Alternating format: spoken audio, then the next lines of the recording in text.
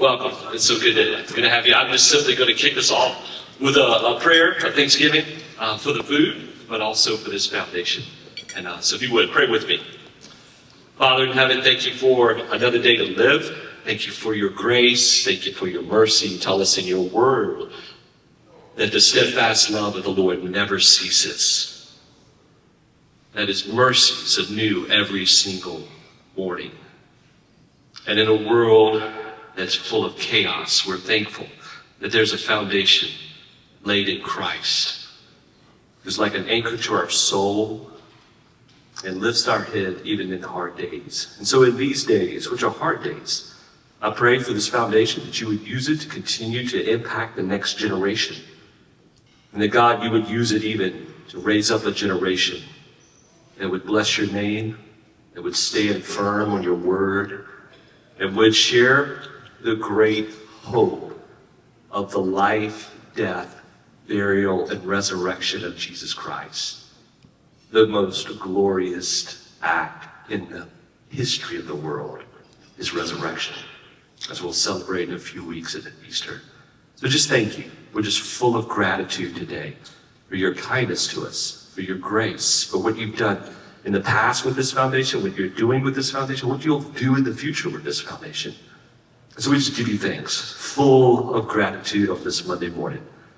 Thank you for the food. And thank you for the buffet. It's amazing. And thank you for the friends and family members that are here today. And we just commit the morning to you. We commit the day to you. We ask for your touch on it. And we pray in Christ's name. Amen. God bless. Have a great day. Dancer here. We gotta get moving. Are we ready? I see you looking at me, Cole. You didn't think I had this in me, did you?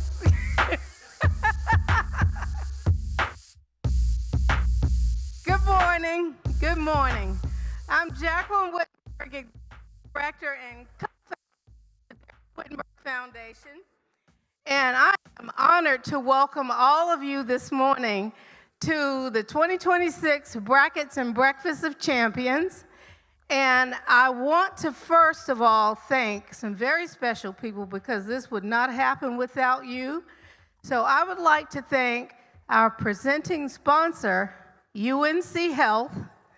Thank you so much. We value you so much and your support.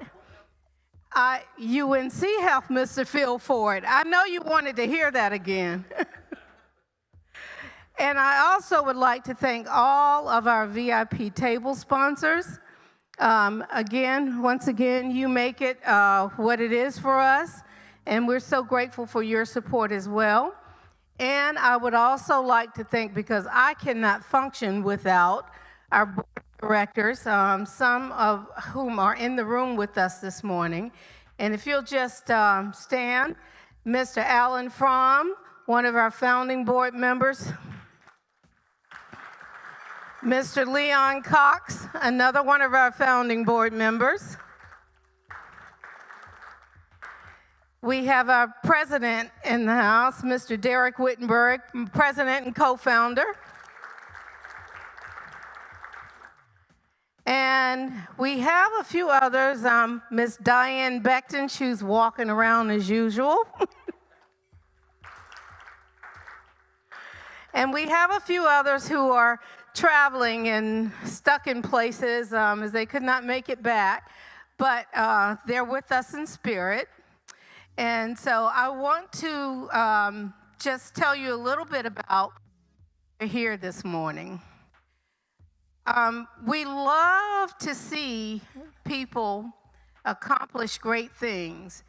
And the gentlemen that are going to be with us this morning, heading up our panel discussion, they were not only champions on the basketball court, but they're champions in life because of the support and the things that they do in their communities and how they serve us in many, many ways. So we're going to talk about that, but of course there will be a little bit of bantering going on. This is March Madness, and so there's going to be a little bit of that happening up here.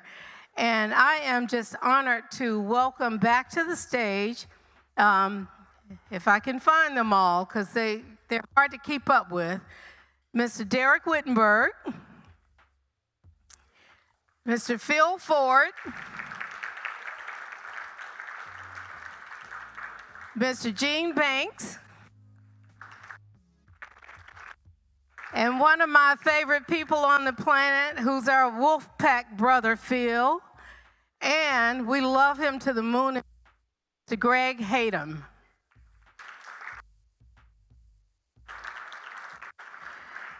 And I think for now, I just see another one of our board members. She's here. Then to the family, and we are honored to have them, Ms. Monica Hopkins and Dr. Terrence Ruth. Saw him earlier. I know he's here. But my time is up. So I'm going to turn the mic over to these guys where they're mic'd up, and they're going to do their thing.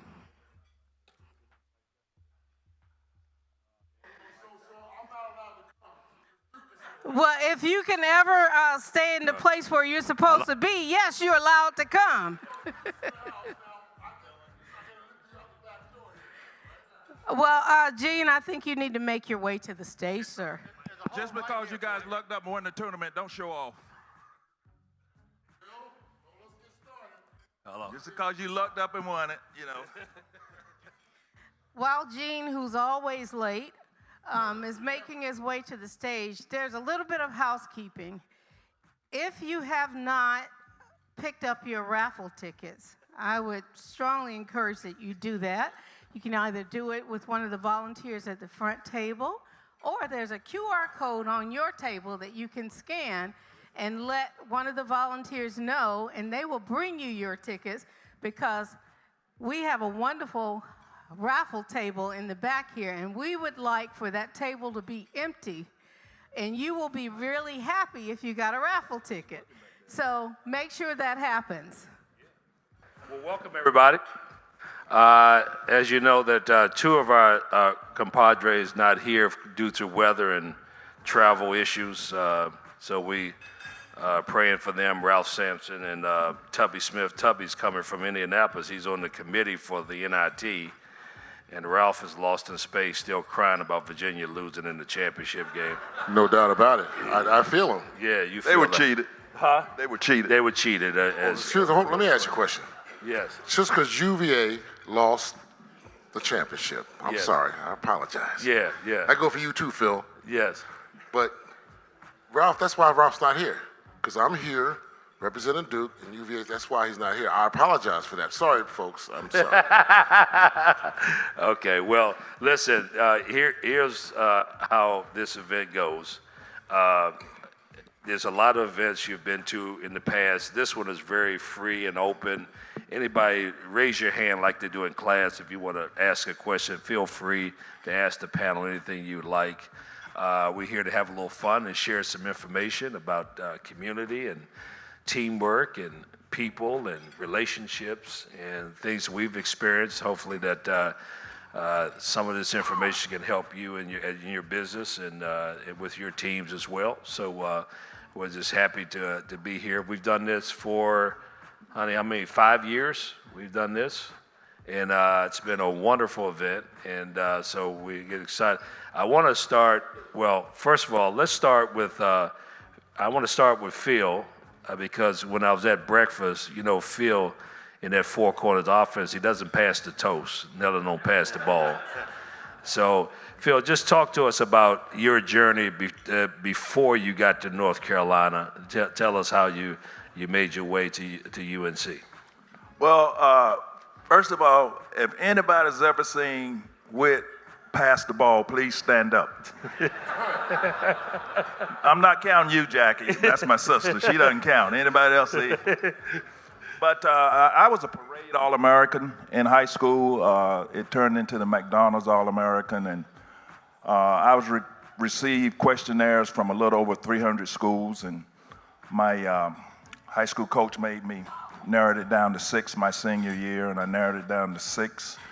And I growing up here in North Carolina, I grew up a Carolina fan. When Charlie Scott started playing in North Carolina, that's when I really became a Carolina fan, and I think every little kid in my elementary school, wanted to go to Carolina and play basketball. And my mom never saw, well, she saw me play maybe 3 times. She wasn't a big sports fan. And when Dean Smith was coming to visit me and his staff, she wanted to sit in on that in-house visit. She hadn't sat in on any because she thought Dean Smith was the dean of a college and she was going to handle the academic part for us. So, but make a long story short, after meeting Coach Smith and, me having the opportunity to go to my dream school, if I hadn't gone to Carolina, I was going to come here because I had become great friends with David Thompson and Tommy Burleson and Monty Tao. Matter of fact, we're still great friends to this day. But it was hard to turn down to go to a place that I always wanted to go to. Greg? Yep, it's working. So my basketball career, I was a parade reader. I would read the magazine religiously. And you have no idea how many times I ate at McDonald's. I grew up in Roanoke Rapids, a powerhouse of basketball in North Carolina. I think we had one person go D7 in the last 100 years. I do have one moment in my entire basketball career, well, 2. One was we had the pleasure of playing against Dominique Wilkins. We were in that division and we played him twice a year. Alvis Rogers, for those of you who remember him, another great player. He came out the year before, so junior year we're playing both of those guys. And it was fascinating because I like math, and I didn't know I could count so high in a basketball game. They didn't get to 100, but they got to 99, so because we kept tackling at the end. My basketball career was more as a fan, somebody who did play and did love it. But I have to tell one story. Ralph Sampson ended my career. I went to basketball camp at UNC. You were there, Phil. I remember. So I'm checking in, and I'm looking at all the players behind where we're checking in, and they've got this new recruit who's about 8 feet tall, and I'm like, geez, I wonder who that is. Well, come to find out, when all the centers come out to start doing their drills, he's in our group, and it's Ralph. And I'm like, what in the name of God do you... I mean, I'd played against Dominique, don't get me wrong, and I could actually guard the guy because he was of human scale. I didn't know what to do with Ralph, and it was so bad, literally. God, what's the guy from Greensboro, big guy? He's no longer with us. Played on your team. Bill James. Bill, no, not Bill. Big guy.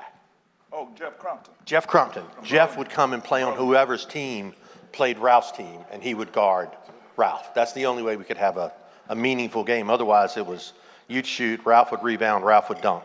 You'd shoot, he'd rebound, dunk. Unless he blocked and took it and dunked. So. I got my own mic. Oh, you have your own mic. Your wife, your wife is, she made sure everything was taken care of here. Okay, all right. I love her to death, my sister. And I want to commend you. Before I get started, I come back and do these things because I do a lot of community things. This is the Duke mic. I do a lot of these community things, and I've seen Derek and his wife put together his foundation, and I admire it very much so, especially in the way the world is today and how things are. So it's very, very important to be a part of this, and I have to make sure no matter where I am, I'm here. But Gene Banks was a northern boy, West Philadelphia, truly. He lived about 10 blocks from me, so I was born in West Philadelphia, South Philadelphia, and when I saw sports, I knew nothing about the South, nothing. When I saw anything about sports, I saw Carolina when you guys played Marquette, right? I saw Phil, and I had to make a decision to what schools I was going to visit. Luckily enough, I played very well, become the #1 high school player in America in '77, same year Albert King and Magic Johnson. One of the first McDonald's All-American, one of the first McDonald's MVP, and I had to try the decision. I want to go talk long, but I knew nothing about Duke. Duke sucked. Seriously, they were in last place for 5 years in a row. The person that got me involved in looking at Duke was my English teacher.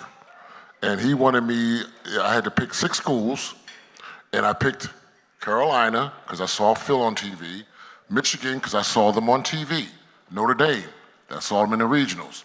And I picked UCLA, saw them. I still had one or two more picks, and I was going to pick Hawaii just for the visit, okay? And I'm not joking, I was going to pick for them. Then I had one more pick, and my English teacher was tutoring me, and I had a book, they brought a book over from Duke of the campus, not of the team. And he kept saying about, oh, great institution, blah, blah, blah. And just to keep chirping in my ear, he wanted me to have the exposure of a 17-year-old kid in the inner city of Philadelphia. And I know the story varies from time to time, but that's the truth. He wanted me to visit Duke, not because of basketball, sports, but for a kid from the inner city to get experience of seeing a school like Duke have that exposure. So I came, number one player, blah, blah, blah. Anyway, moving right along, UCLA had me. I would have went to Penn, but Penn had the Ivy League ruling that they had back in the day where freshmen couldn't play varsity basketball. The Ivy League still kept that rule. So that eliminated me going to Penn. UCLA would have me. But anyway, when I came back from recruiting, I'll make it quick, I did not know where I wanted to go. I visited State. My mom loved Norm Sloan. Loved him. I'm not making that because State, but she loved him. I visited Carolina because I saw Phil. I did not know where I wanted to go. And I told my mom, I really don't know where I want to go. All these schools are great. I'm the number one player. They kiss my behind. They give me everything I want. So my mom said, I want you to go in the room and I want you to pray about it. She said, just go. I said, cool. You know, we listen to our parents. We don't bounce back. So I go in the room, close my door. She locked the door. Can you say that again one more time? My son's in the audience. Yeah, my mom told me to go in the room, and we don't buck. We listen to what our parents say, and you just do it. And I went in the room, she locked my door, and I prayed about it. Dreamt wearing a Duke uniform. I'm not making this up. I woke up the next morning, I said, Mom, I know where I want to go. She didn't even ask me. The school told me, don't come up yet. The world wants to know. I go to a press conference, like the whole stands in. I told him, I didn't tell people, I said, I'm going to Duke University. He said, Duke, what? That place sucks. People in the audience were saying this, you know, and I said, it's not so much what I can do for Duke as what Duke can do for me. And my mom was happy and proud about it. But make a long story short, everything I dreamt about, I tell kids now, believe in dreams. Everything I dreamt about, I came to Duke my freshman year, it all happened. We went straight to the championship. So that's why I believe in the spiritual, that's why I believe in God, and I believe in dreams, because they really do happen. And that started the dynasty of Duke. Okay? Well, thank you. That was a long introduction there. I'm sorry, I apologize. It's supposed to have been a 2-minute deal, but you got to give me a time limit, I'm sorry. Get you a time limit. Yeah, that's okay. Well, of course, I came from Washington, D.C., and I was watching this guy when I was a teenager named David Thompson play, and my dad said that David Thompson guy is your cousin. And I never forget, we're watching University of Maryland play NC State, and he had 28 points on national TV, Raycom Sports, Saturday morning basketball. And I said, that's what I want to do one day. I want to go to NC State, want to play in the ACC, and want to follow my cousin. And we came down here to DeMatha and played in the Raleigh Times tournament. And we won that tournament that year, and we took a tour to Duke, Carolina, and NC State. And I remember Mike Bray was a senior on that team. He used to coach for Notre Dame.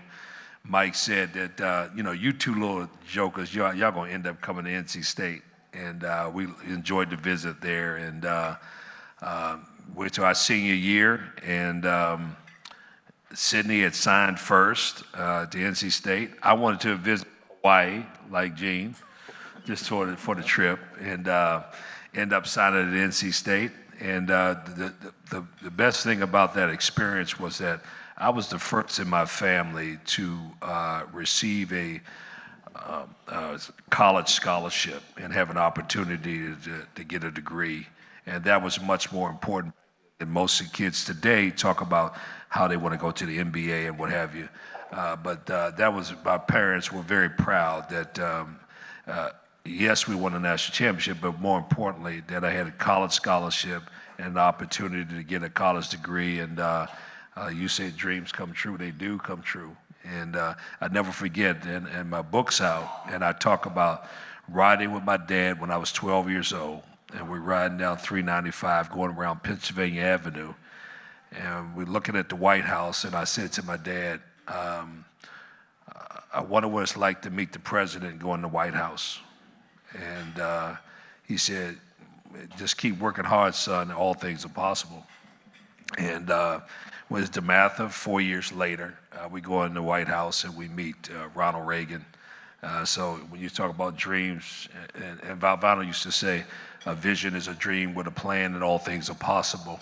And that came true for us, because that little Italian guy that came from New York that had a dream to win a national championship made us believe it as well. But I just want to remind everybody, before Sid came, in 1978, you know, the year that I beat you in the slam dunk contest in Baltimore Civic Center, do you recall that, Gene? He's got this thing over my head, folks. In high school, my high school team was the #1 team in the country, and they bring in Albert King from New York. Yes. They got me in Philadelphia, and they bring this kid from D.C., Derek Wittenberg, whatever. We're in a dunk contest in front of 15, 20,000 people. Now, they expected Albert to win and me to win, but he comes in and he destroys us. This little dude is flying all over the place, dunking, and he wins the dunk contest. So I commend you for that. He never lets me forget that. So going forward, let's talk about who's, other than your parents, you know, because we grew up old style, that we honored and cherished our parents. Other than your parents, who was influential in your career growing up, whether it's basketball and life? Who was influential with you? In college or before college? Before college. Well, both of my parents were teachers and actually met in graduate school. And my older brother is a dermatologist, and my younger sister has her master's too.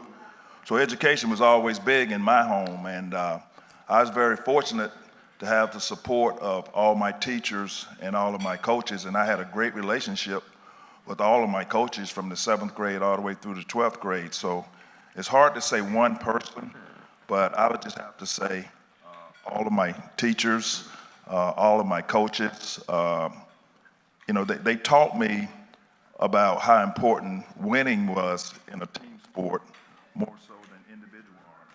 You know, I'm very fortunate to have won some individual honors, but I know that wouldn't have happened without my teammates and without good coaching. So I just have to say all of my coaches and all of my teachers growing up were very important to me in my life. Greg? Certainly parents. Those of you who are here in Raleigh may know of a restaurant called Siti. Siti is Lebanese. I'm Lebanese. My grandparents, both Lebanese. And Siti means grandmother. So our grandmothers were those wonderful little people who were the keepers of all wisdom and knowledge of what to do. And, you know, she would start telling you a story of, you know, her past or, you know, things we should do, and she'd start in English, and then she'd get so excited she'd go into Lebanese, and I have no idea the rest of the story. But I do remember one thing she used to tell me when I wasn't behaving. It was, Yai bishum. It means you should be ashamed of yourself. And I'm not kidding. It's like when you hear that from your grandmother, you understand what your place is. And your place is, don't embarrass the family, don't embarrass yourself. Go, you know, do those things you're supposed to do, and, you know, honor the people before you. And those types of things, along with everybody else, our scoutmaster, church leaders, you know, other people in the family, it was the community all around us, like what we're talking about. And, you know, that's how we become who we are and how we get through what we all have to get through. Gene? Teachers, community people. My next door neighbor, Mr. Jenkins, when I was out acting bad, took a strap and tore my butt up, and she's a neighbor. So I had that. Sunny Hill, you know Sunny Hill in the league there. Mostly all the people in the community, it was really, for me, was a village. It was a bunch of different people in different places, different churches and so forth that came. And my mom is definitely, and my dad also as well, even though they weren't together, but they had a partnership of raising me. And it was a village, and I'm thankful. I'm very blessed for that. Mine was Mrs. Osborne when I was playing in the Boys and Girls Club. She was like a second mom to me, and she made me. She really convinced my parents, Ms. Osborne, to go to DeMatha High School. And my parents said, "You gonna send my son over there with those Catholics?" And because they didn't know nothing about Catholic school or anything like that. And Ms. Osborne knew that I was a good athlete, but a little crazy, needed some discipline. And she thought DeMatha would be a good situation for me, a great environment for me, not just basketball with a legendary coach like Morgan Wooten, but the discipline of dressing the proper way in a Catholic school, behaving, just presenting yourself in a professional manner. So she thought that DeMatha, and she convinced back then, with 3 kids, it's a lot of money. It's probably $120 a year to go to DeMatha High School back then, and my parents sacrificed for me to go to DeMatha High School. So I give a lot of credit to Ms. Osborne because she wouldn't have convinced my parents to go to such a great school. I don't know where I would be, and I'm not saying I wouldn't be successful, but DeMatha was the great. Everybody talks about culture. We didn't have culture at DeMatha. We called family. Family was about, Morgan was about people first, and about education, and basketball was maybe 3rd or 4th. So we really a lot of great principles from our high school coach, and not just basketball, but about life. Are there any questions out in the audience? Where's my man Kelly Cole? Kelly, are you back there? Do we have a mic for Kelly? Kelly? What's up, sir? I just want to introduce Kelly because Kelly is the one about a year and a half ago that convinced me to tell my story in a book, which is now second on Amazon in the coaching division. And he allowed me, he was my publisher. He's the guy that influenced me to tell the story, to thank all the people who helped me along the way, and to motivate kids in college and high school. So I wanted to publicly thank Kelly Cole for coming down. Everybody give him a hand. Appreciate Kelly. Appreciate it. Yeah, Appreciate it, sir. yeah, and I am the author, but Kelly's team really inspired me to do so. Now, I guarantee you it's not a chapter on passing in that book. Just a chapter on passing gas. That's it. Phil's got a book out, is that right? It's an ebook, yeah. If Phil's got a book, you have a book out yet? I'm writing it, and you're right. going to love it. Yeah, I'm going to be in there. I'm gonna be in there. Yeah. Okay, we've got to get Greg to do one. I'm working on a cartoon book. You work on a cartoon book, but I wanted to share that the reason why everybody said, why do you write a book? And I wanted to pay. Relationships mean so much to me. Like Greg and I went to school together. He was the school photographer.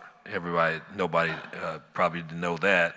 So when we did the film Survive in Advance, most of the distilled photos were Greg's photos from the '83 championship, and I think our relationship has gone for over 40 years, and that's what life's about. I'm a little worried about today because college athletics is so transactional, and it's not transformational. Kids are just getting money to come play in college, and but not having the same experience that we had. Speaking of that, Gene, what do you think about today, the landscape of college athletics now, as opposed to what we experience? I guess you all watching it. The NIL is something else. I mean, I want to ask you how much would you have been worth playing at State? How much money would you have gotten? I wouldn't have got as much as Phil Ford. Yeah, Phil would have got a lot of money. Well, Y'all were getting money anyway before NIL. What are you talking about? So, you talking about Duke? no. You, both of y'all. No. I went and got an education. They didn't give me anything. They did take, I will say this, it's coming out in the book. I did bring my girlfriend to Duke with me. Nobody knows that, but except for Duke people. She was an honor student, so that was a package plan. Oh, so you did your work. No, she didn't do my work. We broke up the second week we were here in North Carolina. Oh, wow. She probably is going out field. It has been alleged. It has been alleged. But the state of I sat with Cooper Flagg at practice last year and I looked at, he shared with me his account. He had $4 million in the account while finishing practice in college. And that was just the beginning part of that money he had. He shared that with me. So now you can imagine what Boozer has now. He's got like 5 or 6 million. They asked me, how do you feel about it? It's different eras. The NCAA dropped the ball when they could have did things years ago and they screwed around. Now it's a whole different mix. It's a ball of craziness and you can't hurt it. I always tell the players now, and I said this to Cooper and I'm going to say this to Boozer, if you don't do anything else, take some of the money you have and build a scholarship for another student that's coming in that's not athletic. So if you're getting this money, take some money to pay for a 4-year student that is not an athlete and give back that way. And Cooper shook his head and said, that's a good idea. Well, you know, they could just donate to the Derek Wittenberg Foundation. Huh? They could just donate to the Derek Wittenberg Foundation. Yeah. So that's save the red tape. I will bring that to Boozer's attention, and it's been very easy. But those are simple things. We've gotten away with the simple things when it comes to basketball and sports. You guys are watching it. It's a different game. You know, there's no set picks. It's 4 out, set a pick and roll, and go for what you know. And we've gotten used to it. But this is what happens. This is the culture. Nobody stays. Like there's folk heroes that you can pull up. When I talk about Derek Wittenberg and Phil Ford, I tell kids now, Google it. And they'll go on, they'll Google it, and they go, oh wow, that's him. It's freaked me out. That's how I relate to these kids now. That's him. I said, yeah. You had dinner with him? Yep. And they'll pull it up, and they'll see what Derek Wittenberg in his shot was NC State. They'll see Phil Ford when he's doing things. And they remember me, but they don't remember me. And they go, oh, wow, that was you. So you have to change how you relate to these kids now. And that's the most important thing. But it is what it is. I mean, what do you do about it? Yeah, Greg, you involved with NC State with NIL. What's your take on it since it's... I haven't gotten any. I'm still waiting for my check. You haven't gotten any? No, pictures. I'm still not getting any royalties. So, Can I answer the question a different way? Yes. I always bring props, cameras and props, and I got props today, guys. Okay. Is that the NIL bag? It is. The money is in there. Phil, is that for me or for you? I love this. Back in the day, we admired these guys. They came in, they were with your school, they weren't with your school. It didn't matter because they were great players. You hated them when they're on the court, but you loved them when you could remember the things they did during the game. And they stuck with you. I was never going to be a basketball player. Ralph taught me that, all right? And honestly, one of the nicest things, I don't know who the coach of Chapel Hill High School was back then, but he pulled me aside and said, Greg, you're a good ball player. You're not that, but just enjoy the game. And I needed that because I wanted to go back to my room and cry. But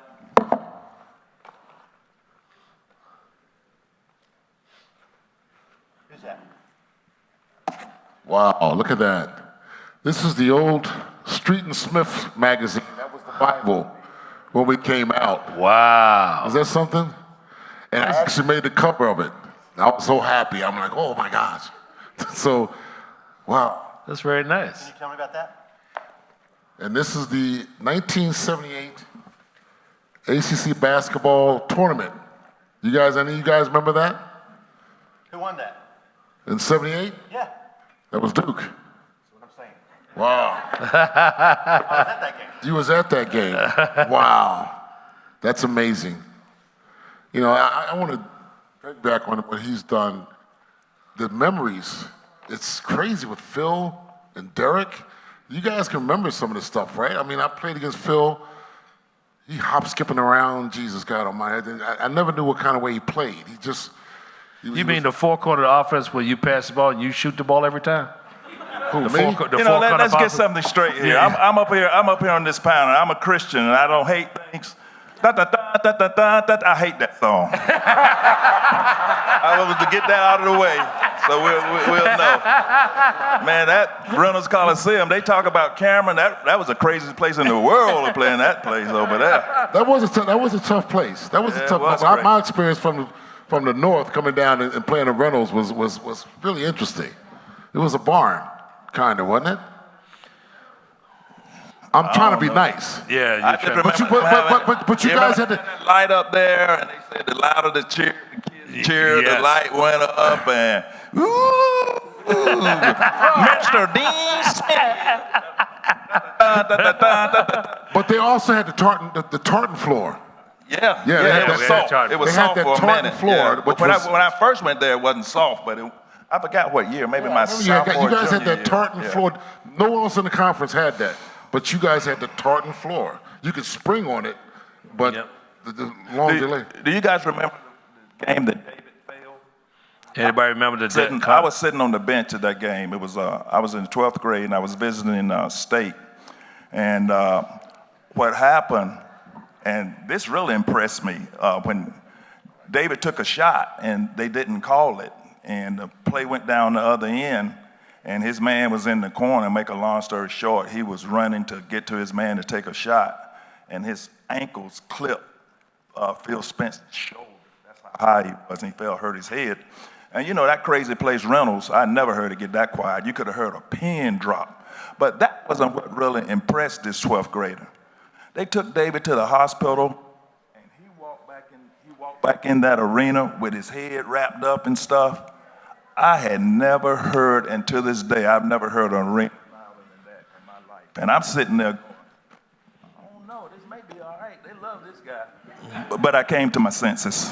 Yeah, you had a little light blue bag about like that a long time ago. That's why you get. Wait, I gotta say this.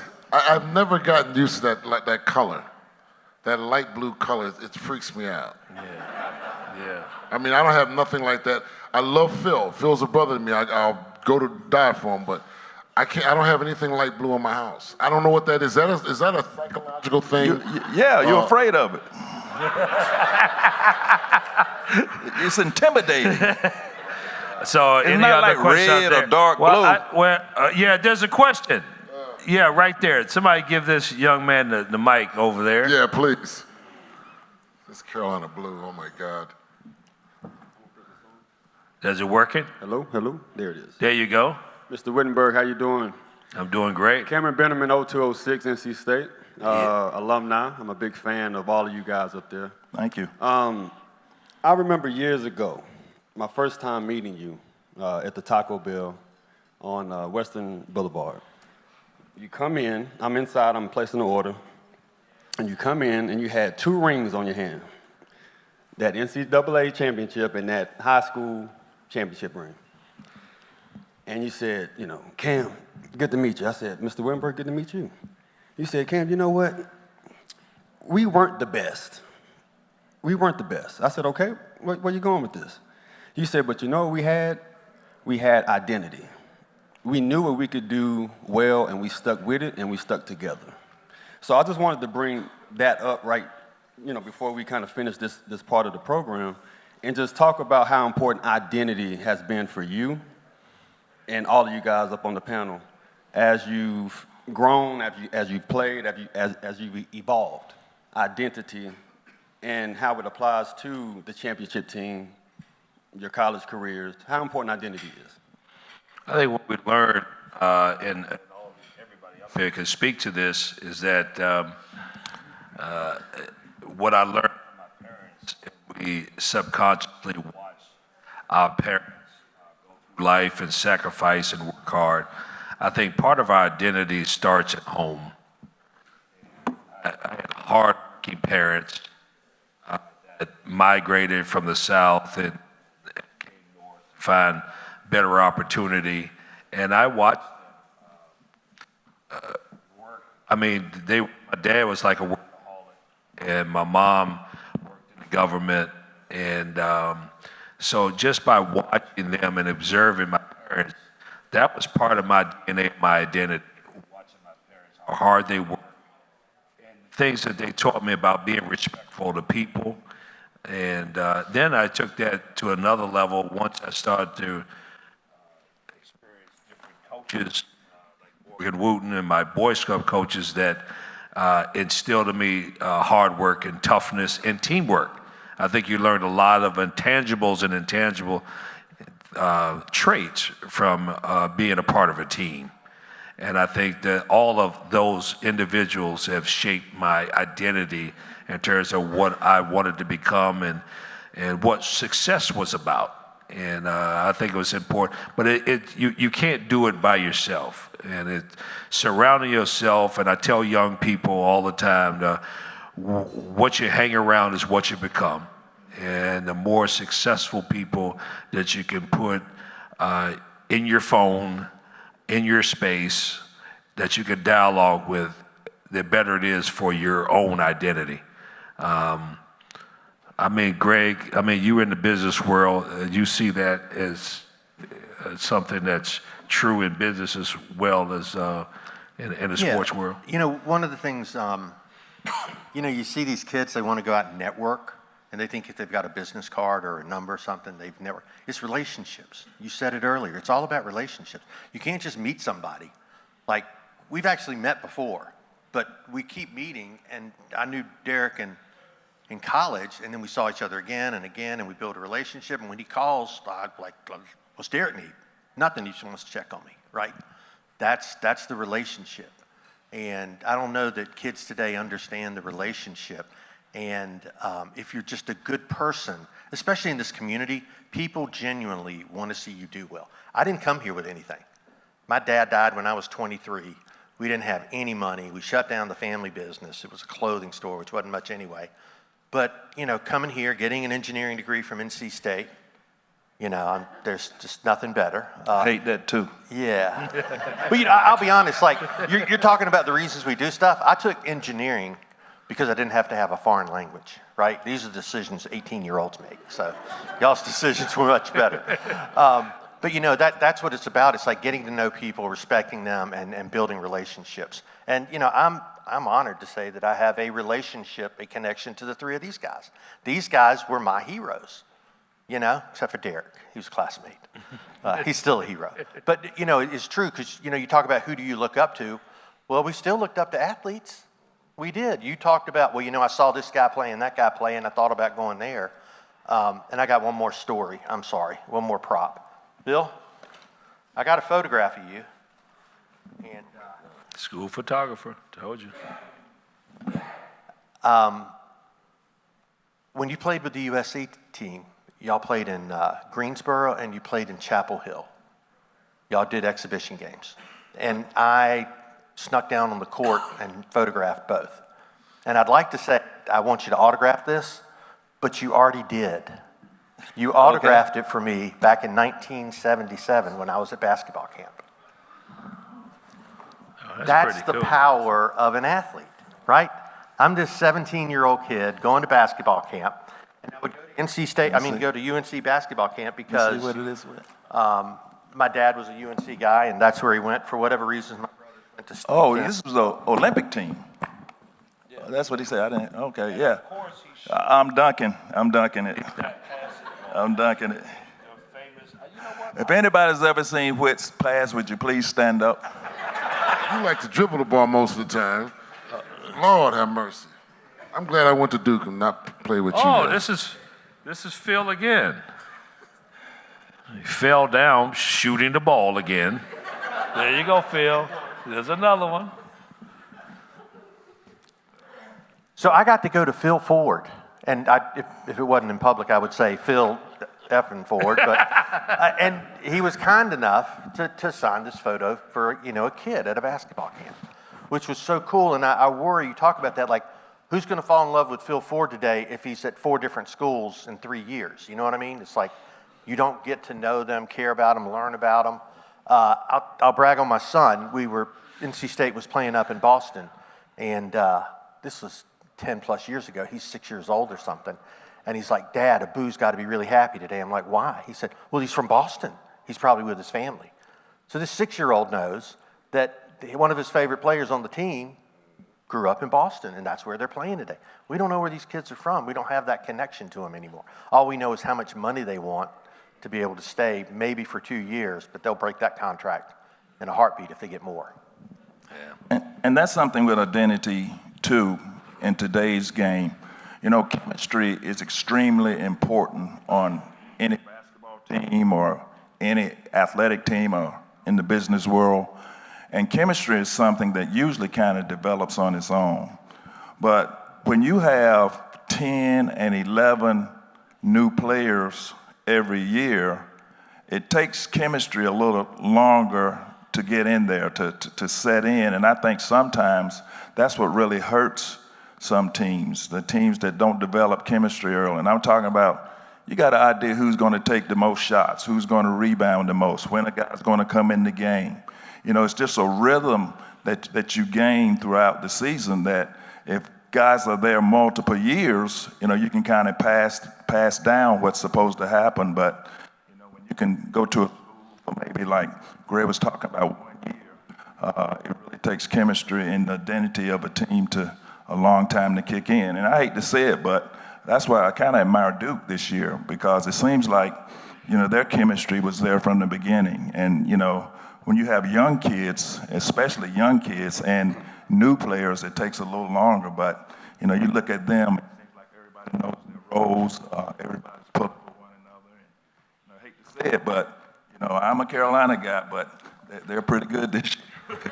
Well, I have a question about that. How did they go from Coach K was never going to do the one and dones, right? Remember that? To being the best at one and dones. I mean, how does that happen? It's amazing when you don't get the one and dones, you know. But then when you get the one and dones, it's okay.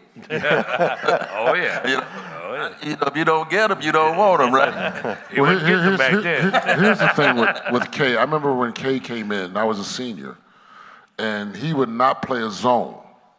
We would play man-to-man. We had no recruits. We're going up against Sam Perkins on Carolina. We're going up against Ralph, and we're still playing man-to-man. And he was very stingent about that.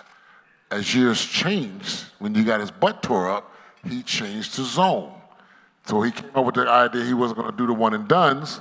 So you see how things have changed. So these coaches will adapt and change in certain ways, and whether you want to call him great or not great. I had him when he first started out. He was young, and he admitted, he said, I did not know how to coach elite players like you yourself. And they had Kenny Denard and Vince Taylor, so he had to adjust to us. I adjusted to him. He was young, but he's a coach, so you just do what the coach tells you to do. We finished 17-13. We could have got 20, but that was a good year. But here's a guy came in from Army who was 16-18 to a Duke program that was really at a nice stage. And they keep talking about he resurrected the program, but no, Phil, y'all saw it. 70-18 team, 79 team, we were pretty good. You almost won a national title your freshman year, my senior year against Kentucky. You know, and if the guy doesn't go crazy, have a game like he's never had before, you guys would have probably won it. I'm glad Goose did go off on you, though. Yeah, it was. No, I'm kidding. You know I'm an ACC guy. You know we always mess up. I pull. He had a good. We were a young team. We were young. We had so much fun that year. It was the craziest thing. We just kept winning and kept winning, having fun, and it didn't reality until we got down 12 points. And we said, you know what? This is a real world. We could be playing better, and that's when. Then the following year came. And we started wearing sunglasses and think our mess didn't stink. And that's what happens when I tell these kids, don't smell yourself, because then all of a sudden that stuff will fall down. Because that's what we did. We lost our innocence of how we played the game, and we're number one in the country, and we went down to Clemson. Who's the Clemson guy here? So, and they beat us down there. And that was the beginning of the fall of Charles and Children Murphy's Law. I see somebody that, speaking of relationships and leadership, Shane Jacobson. Shane? Somebody give Shane a mic here. Shane did an outstanding job for us as the CEO of the V Foundation. And then he took an NIL deal and went to the American Cancer Society. He transferred. Yeah, he transferred. He transferred. Yeah, he got a better NIL deal at the American Cancer Society. But all jokes aside, this started, the V Foundation started 30 some odd years ago with Coach K, who saw Coach Valvano take his last breath at Duke when he was diagnosed with cancer. And that's where it all began, with the two coaches that competed against each other. And that's the origin of the V Foundation. I'm a founding member. But Shane just recently, rightfully so, did an outstanding job for us. I'm glad everybody gives Shane a hand. I'm just appreciate them coming and support us. Wonderful job for us. Back then, all of us going to be affected by cancer, whether it's a friend, a family member, what have you. And we've done, along with other organizations, along with the American Cancer Society, we've done a better job of everybody getting checkups, more awareness about cancer, and now individuals are thriving and surviving with cancer. So, Shane, we wish you luck with the American Cancer Society, and congratulations on the great job you've done for us as well. And you're always going to be connected to us at the V Foundation. Appreciate you coming. Thank you. Thank you. Okay. All right.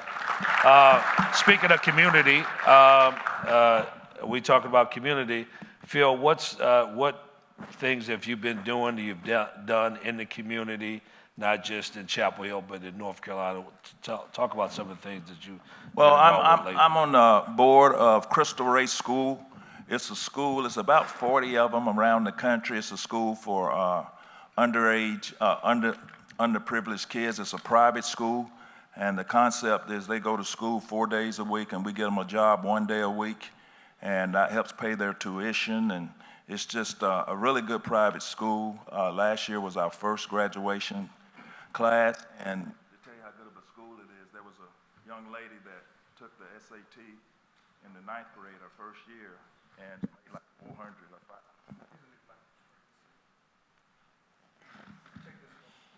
Phil passed it to me. Did y'all see that? It's unbelievable. Boy, he really is a Christian, huh? He passed me the ball. No, the bad part about it, you saw his mic went dead. Yeah, no, So that's that Carolina thing. Oh, okay, that's Carolina. And that helps pay their tuition. There was a young lady, a girl there that made like 400 on the SAT her 9th grade year, and last year at graduation, she had 8 colleges offering her an academic scholarship. So it's a really good school. I'm on the board of the Samaritan Colony. It's a drug and alcohol rehabilitation facility in Rockingham, North Carolina.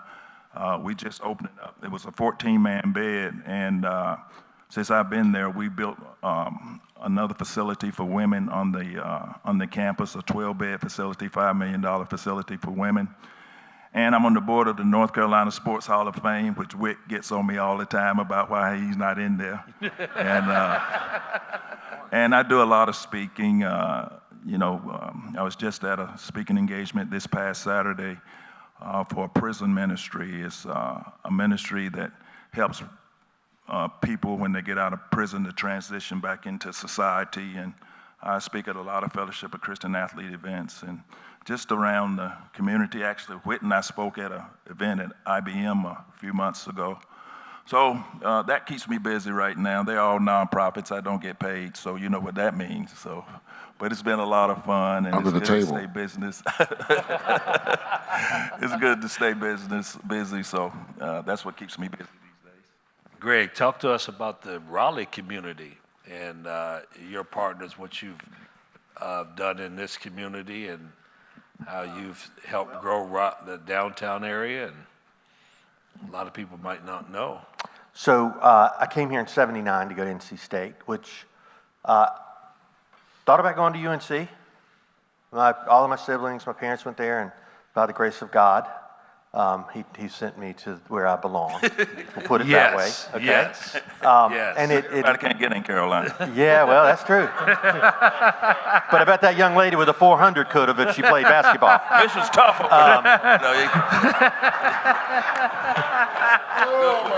I did see Kelvin Bryant's transcript one time.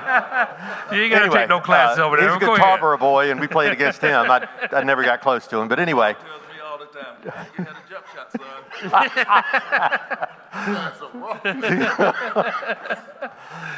He's just sitting back. He's like, I don't want to get into this one. His degree says Duke. He's fine. So I came here and got involved in the community. One of the amazing things about Raleigh is, I said it earlier, people genuinely want to see other people do well. That's our natural resources. Really good, caring people that want to see other people do well. And because of that, we came into Raleigh, and as a hobby, we bought a building 30 years ago this year. Thought it would be fun. It's the capital city of North Carolina. If you grew up in North Carolina, right, 4th grade, what did you study, Phil? You studied North Carolina history. Oh, yeah. That's what, we came to Raleigh. We got on the bus from Rocky Mount or from Roanoke Rapids, and it was a big deal. And it was just the neatest thing to be able to get a building here, and then 1 led to 2, and 2 led to 4, and just put my head down, and I ended up, I was working overseas between here and China, and then took a job with the North Carolina Department of Commerce, which was a state job, and my mother was like so thrilled because I had reached the pinnacle, She thought I was set for life, and I told her I was quitting my job to do this, and she said, well, what are you going to do for a living? And I said, honey, I'll be fine. It's okay. And since then, we've purchased 80 buildings, primarily in downtown Raleigh and downtown Durham, and the goal is revitalization. We'll buy a historic building, we'll restore it, put something really interesting in it, some offices, some retail, residential, and restaurants. We have 7 restaurants, primarily because we wanted to create active uses, right? So you come in, go to work, you go back home, that's no fun for a downtown, so you create things for people to come in early for or stay later and on the weekend. So we have Raleigh times, morning times, pizza times, a lot of good times, City, Gravy, Mecca, and the Pit, and that's why I weigh 300 pounds. I used to look like these guys did, but and that was the great thing about this community is people welcomed it, and they were happy to see people take a chance and do something. More importantly, you get to meet some amazing people. It's the relationships. I met my wife because she worked at the News and Observer, and she was doing a story on retail in downtown, and I said, wow, I wonder if she'd go out with me, and that was against the rules because it was a conflict of interest. And then she became the fashion reporter, and clearly it was no conflict of interest after that. So, we were good, and we started dating, but, I picked up a kid from Philly who went to Wake Forest and had to get his master's from UNC. I made him go to NC State before I would hire him. So he has his NC State degree. He's been with us, his little ID, and he's been with us almost 25 years now. And then the Casey Morsell from NC State. Let's give Casey a hand. Casey. Casey's in here. And I'm going to brag on Casey because he came and met us at one of these NIL dinners. And I'm like, oh, maybe he wants to do an NIL deal because he wanted to, learn about stuff. He didn't want an NIL. He wanted an internship. And I said, it's $15 an hour. We're not doing all that. He said, you don't have to pay me. I just want to learn about real estate. And then he did, and then he came back, and then he wanted to get in it. I said, well, go anywhere you want, and if you want to be here, you got a job. And he went and interviewed all these places, and he came back to Empire. And that's the perfect model for what we need. He understood the difference between being a great basketball player and just being a great basketball player. He's a great basketball player and a great person, and at least once a week, I'll say, go call your parents and tell them thank you, because you didn't get here by yourself. And that's the model, and that's why we won. We had kids on the team that were bigger than just this game or that bling or whatever. So other than that, I got nothing to say. So thank you. Gene? I'll be quick. One thing I will say. Well, tell them about the project, the latest one in Greensboro. Oh, Bob McAdoo. Bob McAdoo project. Greensboro has a lot of great heroes, and they've never really honored them. You got to remember Curly Neal from the Harlem Globetrotters? He was from Greensboro. Vince Evans played for Chicago Bears, Greensboro. Brendan Haywood. Haywood Jeffries played Greensboro. Greensboro has, and they've never done it. So I took upon myself there was a small park that was there in Greensboro, and we want to change the park into his name and make the court. And everybody played there. It's a rinky-dinky little small thing, and no matter who it was, you came up to play. Make a long story short, got the committee together, city council, and everybody else, and we decided to get this thing going, and it was amazing. Bob hadn't been back in 50 years. He saw friends that he went to school with and played with. The court was done. We community put this thing together.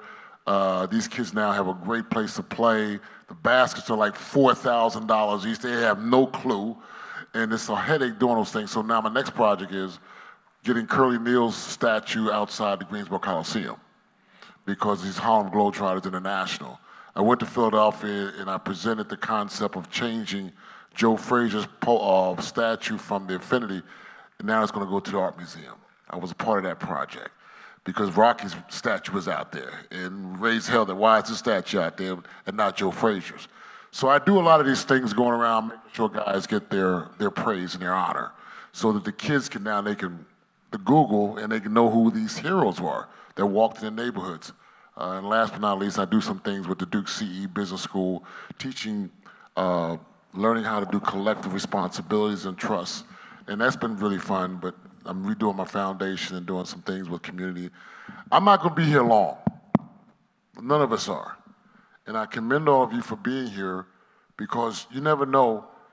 Some of us don't wake up the next morning, but you wanna give as much as you can. What you're doing, giving to the foundation, and I'm not trying to sell this, I'm just telling you how it is. I deal with people trying to get things done, and it's a headache. But y'all coming here means a lot because you deal with other folks. So continue, and I'm not trying to sell this, continue to work with the foundation any way you can. I deal with it in Greensboro, and we got to do whatever we can. This world's gotten crazy, all right?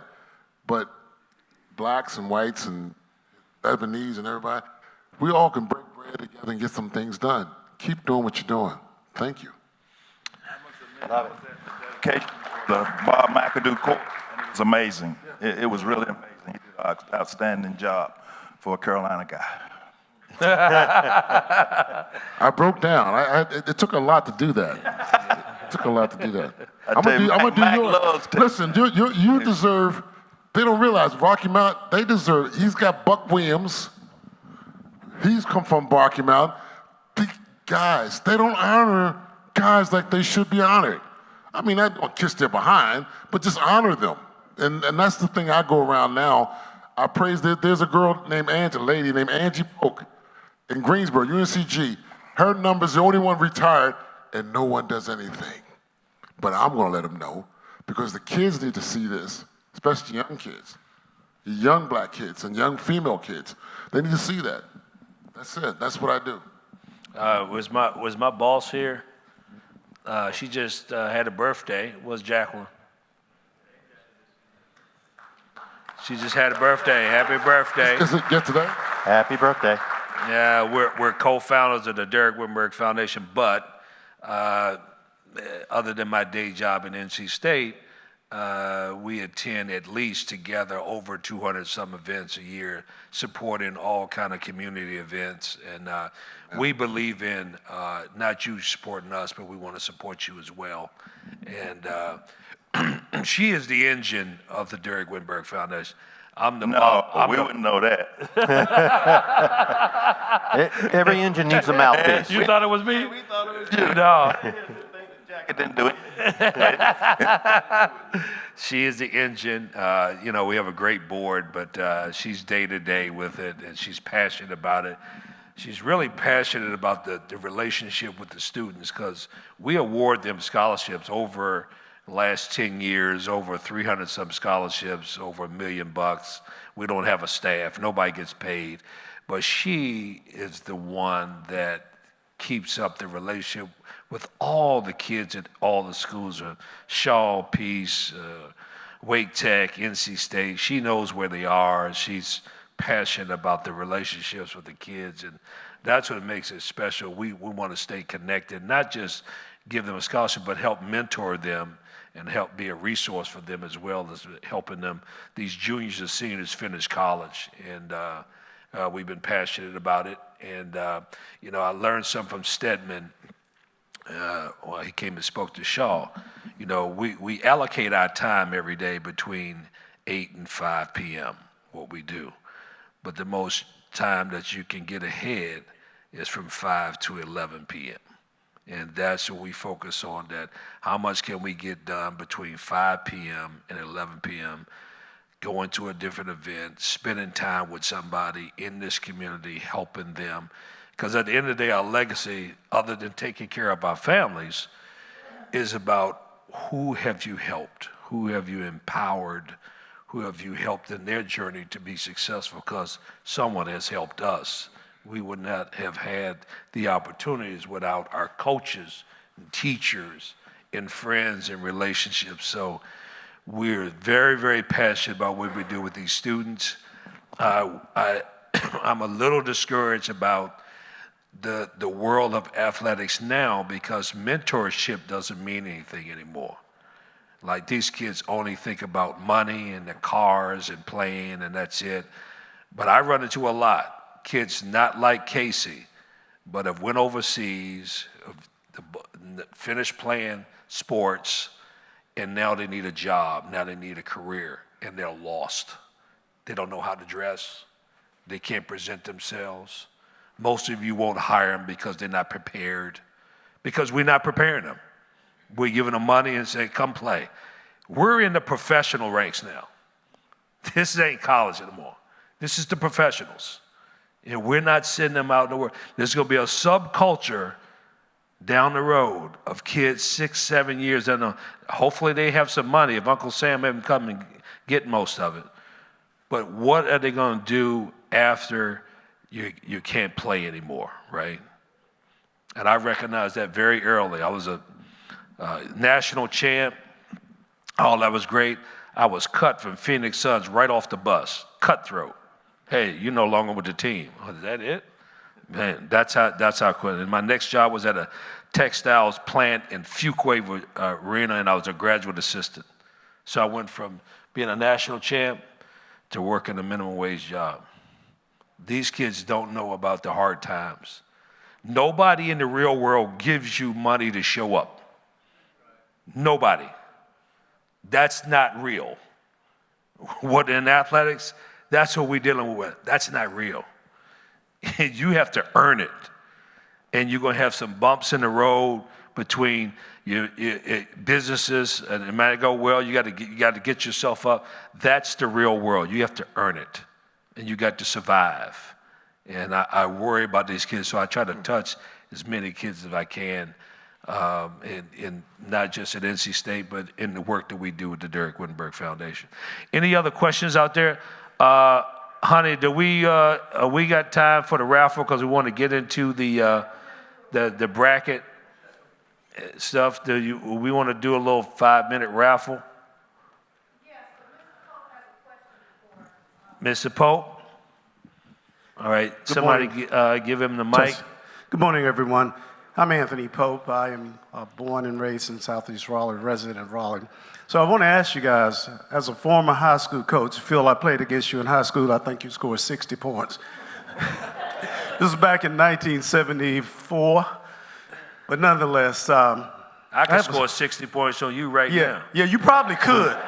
Because I'm a little older than you, but a little younger than, well, a little older than you three guys, and Phil's a little older than me. But nonetheless, I have a 12-year-old son. I'm older than everybody these days. Yeah, I have a 12-year-old son. This kid is going to the NBA because that's what he thinks is going to happen. Now, my son is not that good, y'all, but he's a great kid. And so I don't want to tell him, son, you ain't going to the NBA. And so we Googled. There's 400 and some players in the NBA and 300 and some million folks in the United States. I said, son, you got to be at the top of your game to even get to that level. Now, I'm a player in the NBA, Dad, so I ain't going to kill his dream. I said, okay, so you are. But what I found with this kid, he's really smart in science. I said, well, let's talk about science, because you know your teachers say you're great in science and you can do this, but he's set on the NBA. I said, okay. Well, you know what? There's other things you can do. There's other opportunities in sports. You can be an analyst. You can be, sports medicine. There's a whole lot of things. You could be a recruiter, a lot of things. I'm going to the NBA, Dad. I've been through this with the 18-year-old. He finally came to his senses and realized it ain't gonna happen. So my question to you guys, and there's one thing I really promote with my kids, is that you got to give back to your community. You got to go back to where you came from and give back to the people that help you along the way. And I know you guys do that, but that's the culture we've got to start preparing these young people for, to go back into your community and serve the community that you came from. And that's what we do. But how do you convince kids that, you got to go back to your hometown and you got to build those relationships with people that, were friends with your parents growing up? How do you guys promote that? And what do we need to do to get our kids at that level of thinking? Phil? Well, I'm no child psychiatrist or psychologist, but I may be wrong. I don't think it's anything wrong with a kid wanting to be an NBA player or a professional baseball player or world-renowned guitarist or actor or president. But I think we have to always tell our kids you have to have a game plan B, because there are so many jobs that are available in those professions. And I really believe that in order to be a professional athlete, I believe it's a gift that you get from God. Because, now, don't get me wrong, I think you have to work at that gift. But, if you don't have that gift, you can play 24 hours a day, 7 days a week. And professional sports is so belittled too. You can be good enough, but just happen to be in the wrong place and not make the team. So you have to have a game plan B. And to me, growing up in a house, that education was really important. The best game plan B is to have a good education, what Whit and Jackie are providing young people now. But last story, my kids growing up, I never pushed them to be athletic. I didn't push them to play any sports. I did not want them to believe that they had to play sports to please Dad. I have a 4-month-old grandbaby boy, a baseball, a basketball, a football, and a soccer ball. Now, I'm going to push my grandboy now, but my kids, so I don't think it's anything wrong with that, but I think we have to make sure to emphasize the importance of a game plan B. And your son-in-law is what? Played at NC State. You coming around, Phil? My daughter, they got a bunch of my buddies start sending me this video of TJ running this punt return back against us at Keenan Stadium. I said, with friends like you guys, who need me, right? You got to hold it up. You got to hold up. Yeah, he went up. He went to Carolina. Hold the middle of it? Okay. Yeah, hold it up here. Yeah, they sent me this video of TJ running this punt against us back when he and my daughter were engaged. But, my son-in-law was a Wolfpacker. Yeah, your daughter's smart, isn't she? Don't she love your daughter? And she went to Carolina. My daughter went to Carolina, too. She's finally coming around. Yeah. You remember that logo we had? Sooner or later, we all go to NC State. It's the truth. I like Carolina. We need dishwashers all over the place. So I like Carolina. So Greg, you have a son that's played in AAU, and now he's looking to go to college and everything, and you see these situations. What kind of advice you give George? And he's been around TJ and. Yeah, the thing that, he fell in love with it. I wasn't going to games or anything very often. George's back here. I'm talking about your son. Raise your hand. I want them to see who I'm embarrassing right now. He used to be little George. Yeah, now he he's was. Big George. I got a picture of him and Whit, and he's like almost to Whit's knee. Is he passing the Whit? Yeah, sitting down, he is. And he just took to it. We started going to games because he wanted to go. We have season tickets now from 0 before he was born. Football, basketball, women's basketball, baseball. We're at the game this weekend. Softball, volleyball, wrestling. I'm at NC State more than most of the students over there because he loves athletics, right? But over time, we've always stressed one thing, and it's the rule. George, what's the rule? No A, no play. He's got to get A's. Honey, you can do whatever you want, but you got to get A's. And, you know, it's the thing, it's like, I hate to say this in front of you, like, you remember how you used to tell your kids, like, don't make me count to 3. And then soon they figure out, like, what are you going to do when I get to 3? You know, you're going to throw me out of the house or beat me? What are you going to do? Well, we haven't had to test the no A, no play yet, fortunately. But he's almost finished his junior year, and it's leveled out. He's understanding the level that he plays at and what he needs to do. But part of it is being around, you know, guys like Witt and, you know, a lot of players from state and watching, you know, the games and understanding and getting better. And, you know, it just kind of levels out. But one of the things we also did is we got both of our kids, a son and a daughter, Selma Kate, involved in scouting, right? And, you know, that's a great program that tests you against you, right? You have to create these things to move forward with these badges and earn your eagle. I'll tell one story about George. He was doing wilderness survival. So he goes out in the woods. It's 20 degrees. He's got a sleeping bag, a tarp, some rope, no phone, thank goodness, and maybe something else. And you got to spend the night. And literally, I'm going back to my tent, and I'm freezing, going, my wife's going to kill me because I'm going to bring this dead, frozen boy home because he ain't going to make it. And sure enough, next morning, you know, 6:30 in the morning, he walks out of the woods. I'm like, son, how you doing? He goes, well, my nose got cold. They can do way more than we think. We just have to push them. And I think that's what we're afraid to do. We don't want to disappoint these athletes because then they'll go somewhere else. We don't want to disappoint our kids because they won't be our best friend. You got to push them. I literally say, you know, they say, you got good kids. How do you do it? I'm like, well, I beat them regularly. I don't beat the kids. And the people that get it laugh. You know, the other people, my God, you beat your kids? I'm like, no, I hold them accountable. And that's what matters. You got to push them so they can achieve their greatness, whatever that is. Honey, you have something? I do. But we're going to skip you, Jim, because when he said no A's, no play. Yeah, I wouldn't have played. I don't think that would apply to you. We wouldn't know who Tinkerbell we wouldn't know Tinkerbell was. No A's, no play. Let me explain something to you. I got into Duke as an honorable student. Anybody can get into Duke. No. I got. You can get into Duke. With a jump shot.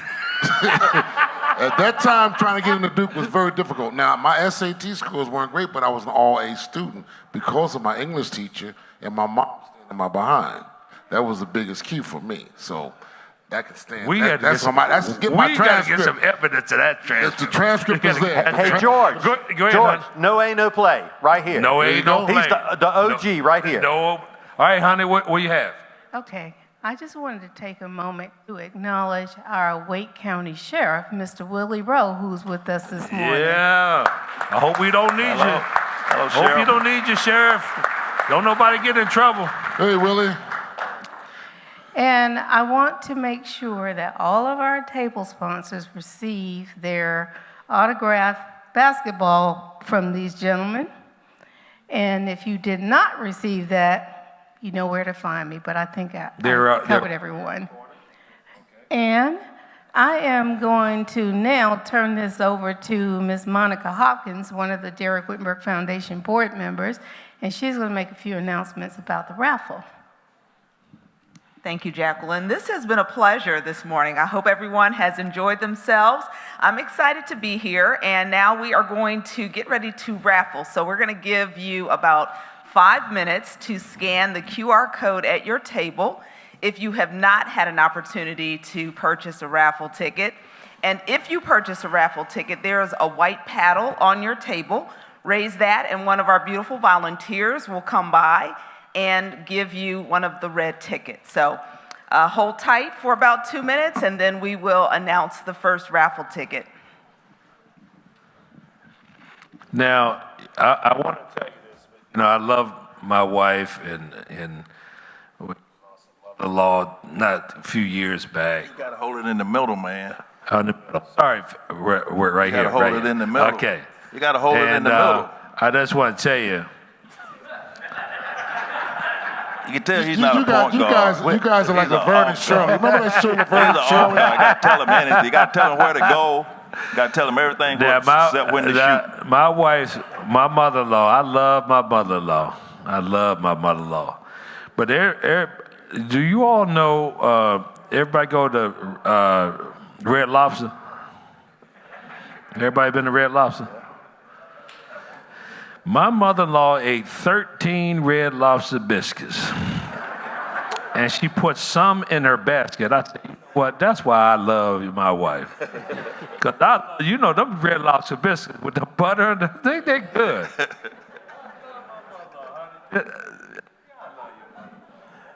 Derek couldn't lead this without getting himself in trouble. He just can't help himself. You guys are like Laverne and Shirley. I said that, right? Yeah, homie. I'll pay anything to get you guys to have a sitcom together, for sure. We've had a few already. IBM was fun. Yeah. Still didn't pass the toast. We ate breakfast. I can't eat breakfast with them. Can you imagine these guys in a show like The Odd Couple? Dun, dun, dun, Getting up in the morning. He's walking through with a pair of underwear, Carolina blue underwear on. He's, oh my God. I don't think we could have played together, could we? Who, you two? Because who's going to pass the ball? No, he's gonna I brought pass. Sydney I with me. passed. Now, I did pass. You passed what? Yes. 750 some times. Ooh, you did. How do you have a career and don't have one assist your whole career? He's got a point there, D. He's got a point there. Yeah, is he counting when the Final Four, is he counting those passes he made and they passed back and he shot it? Is that what he's counting? No, but he made a point that you don't have no assists at all in your statistics. Oh, I have some assists. I think Yeah, I'm like that last shot. Oh, that's right. Yeah, That he did last that. shot. The last shot of your college career was an assist. Yeah, you were passing. Right. Yeah, that was a pass. Looked just like a pass.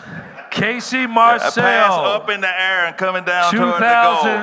That's a heck of a pass right KC there, bro. 2004 ACC champion and Final Four appearance, KC Marcel. Thank you for coming here, my brother. From Washington, D.C. They was on that team Went that to went St. the Final John's Four, High right? School. was I on- never lost to St. John's, Casey. Just want to let you know that. DeMatha, you know, Casey, you know what DeMatha is, right? Did you ever beat DeMatha? Yeah, He was on right. the team that went to the Final Four, right? He's on the team with the Final You know, Four. the day that those guys won that, was the Western Regional, you guys, to go to the Final Four? You remember you had your golf tournament that Monday, that next morning? Yes, when they went to the championship. And I had to go. And David and Nate McMillan, Sydney, all these big donors, and they always make me say something. They make me take pictures and hold my hand out like that and this red stuff on. I told them, I said, I had to say something. I said, I was praying for the rapture to come last night so I wouldn't have to come out here with y'all. But they wore me out, man. Because I think we got beat early, boy. They wore me out that day. I had no help either, man. They were killing me. That was a good run, though. Congratulations, man. I was pulling for you guys. I think everybody in America was pulling for you guys. That's the wildest thing I've ever seen in my life. Yeah, 5 games in a row. That run was crazy. 5 games in a row. It was unbelievable. We're excited. On your tables, you have some brackets. Everybody see the brackets over there? There should be some brackets, and we can help you with that, with the brackets.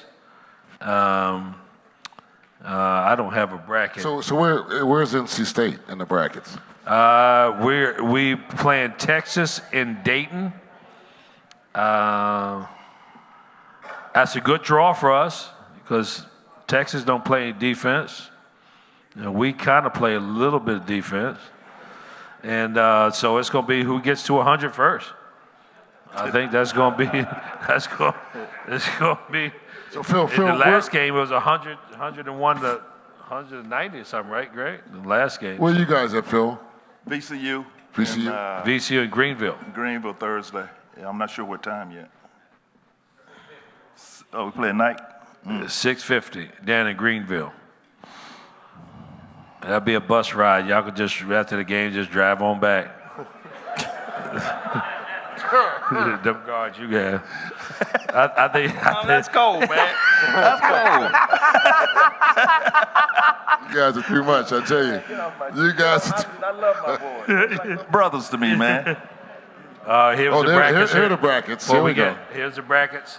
Everybody get one? Okay, before we go to the brackets, we Yes. are ready to announce our Hey, first. Phil, do you know she's Carolina? Yes, I am. Go Heels. Go Heels. We're going to announce our first raffle number. What we raffle off for is the golf bag? We are raffling off this beautiful red golf bag. Okay. Come right out the gate. 618-9786.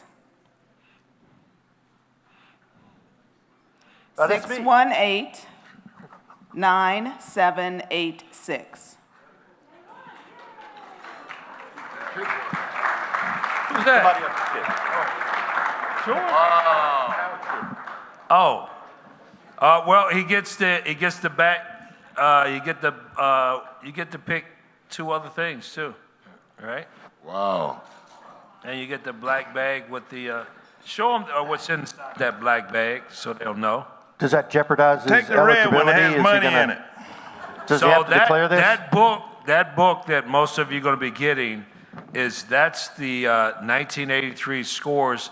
It's only 3,000 of them made, and so that's a signed autographed copy right there that you automatically get. All right, next ticket. Yes, You got and the five. next item is a picture from the 1983 championship game. And the ticket number is 219. Let me get in the light over here. 219-3738.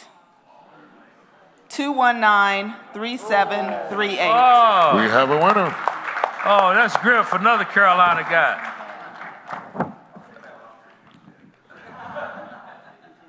Yeah, put that one up in your office, Griff.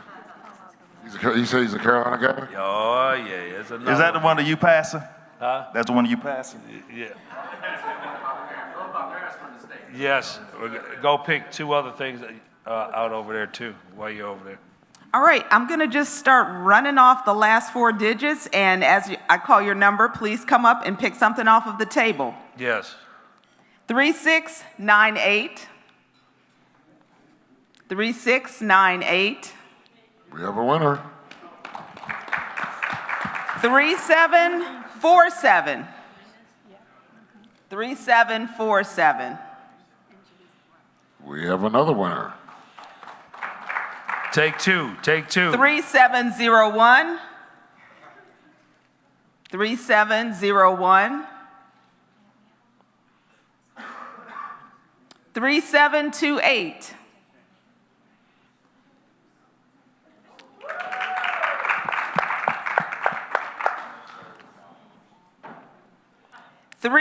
3697. Pick two. 3697. Yeah. 3700. 3700.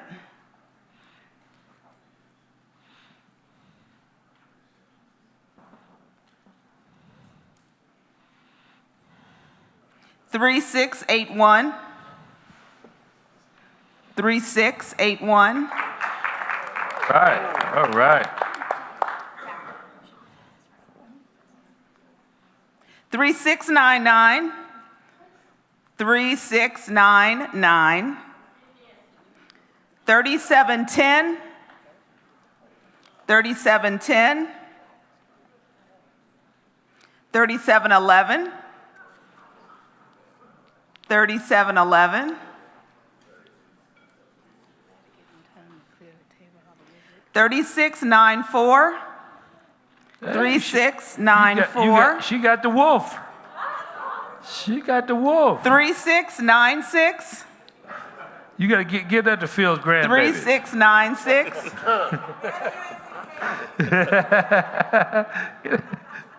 3693. Get your grandbaby one of those, Phil. TJ probably has them already. 3693. 3745. That's right. Everybody like this. 3745. Everybody getting something. This is like Oprah, you get a car. You guys giving out cars? 3675. You guys giving out cars now? Like Oprah? That's next. 3682.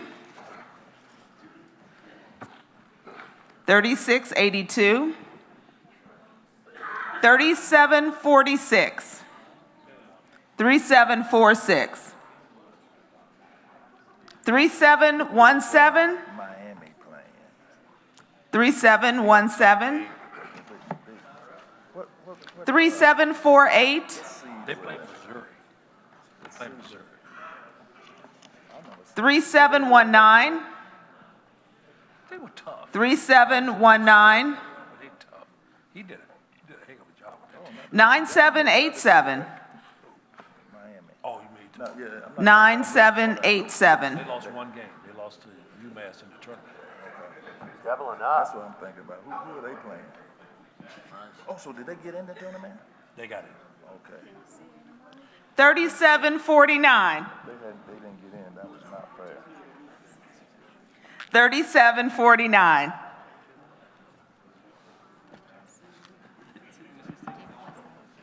3714. 3714.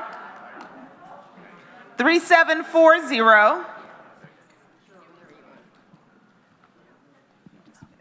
3740. 3695. Miami of Ohio. 3695. Miami of Ohio was playing SMU in a play-in game. Yes. 3688. Team of that division. 3688. 3727. Miami of Ohio. Usually, don't you have to win your conference to get into the? 3725. Are they the first team? 3725. Conference to not win that tournament? In a long time. 3737. Yeah. Because don't you have to win your tournament to get? 3737. 3671. All right. 3671. 3676. I just mixed up all the thing up there. 3676.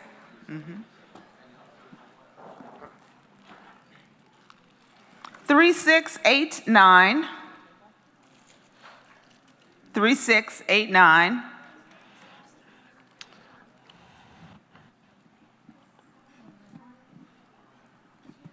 3762. I'm gonna give you some good information on these picks now. 3762.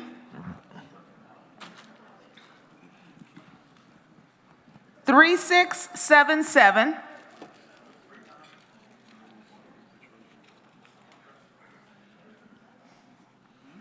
3732. 3732.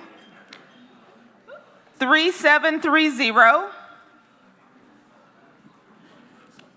3730. Oh yeah. What you guys just set it on the 3704.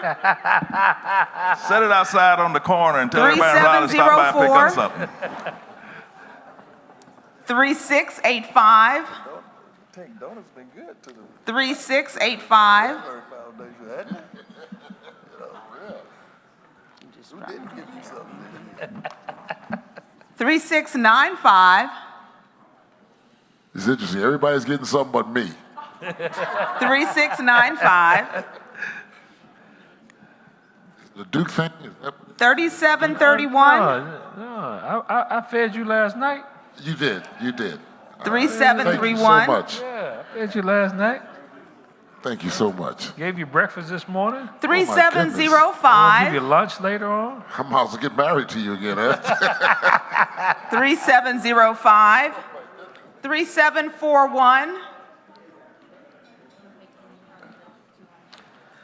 Do they do this at Carolina? Well, yeah. 3741. Barbara Day. 3724. Barbara Day, NC State cheerleader. 3724. Is she here? Yeah, she's right there. She's right there. One of my favorites. 3713. My other teammate, where's Mike Warren? 3713. Michael Warren from 1983 Great championship. guy. Good guy. Good guy. I made him a star on 3672. the Surviving Advance. Nobody knew Mike to put him on Surviving Advance. 3672. 3670. You can attest. You've never seen him pass either, right? 3670. Wait a minute.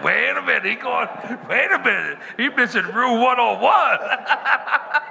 3726. Who's that? Where's Cozell? 3726. Cozell McQueen for an 83 championship on the starting team. Where's Cozell? 3743. He just got here.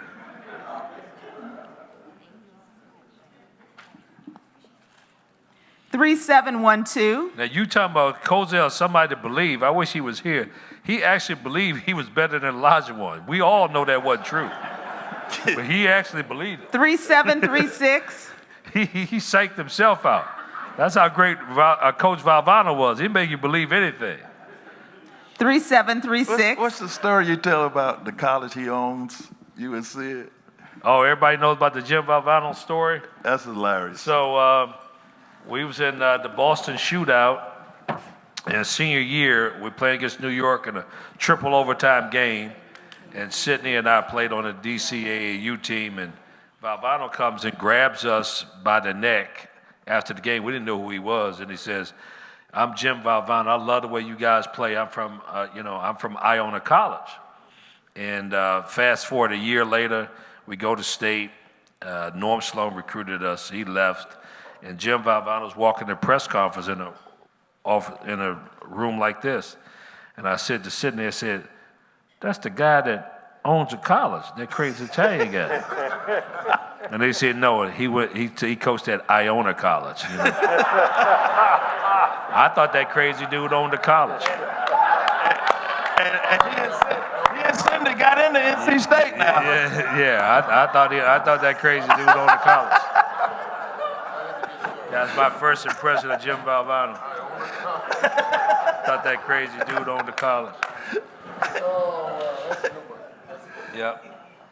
I guess when you get 65, you got to start wearing glasses. All right, are we finished? Well, the raffle is concluded. Thank you. All right, thank you. That was pretty good. All right, that's good. Before you start again, Okay. we have a live podcast going on in the room, and this gentleman is from Radio 1, and he has some questions for you, for all of you. How you guys doing? We're not actually live, but we're making this for later. By the way, I'm Jay Breezy with Foxy 107, Radio 1 in Raleigh, so we're going to lighten things up just a little bit. So I'm going to try to give you a question that we got going on in the radio station in Raleigh and hip-hop, because everybody's a basketball fan here, right? Yes. So shoes are super important to all basketball players. Yes. We have like what we call it, a sneaker madness. So we got the top 16 shoes of all time that are competing against each other. We want to know, what would you put, because we got like retro Jordans, Ralph Sampsons, Converse. What pair of shoes would you put in our top 16 of Sneaker Madness? This could be shoes that you wore, new shoes, just any pair.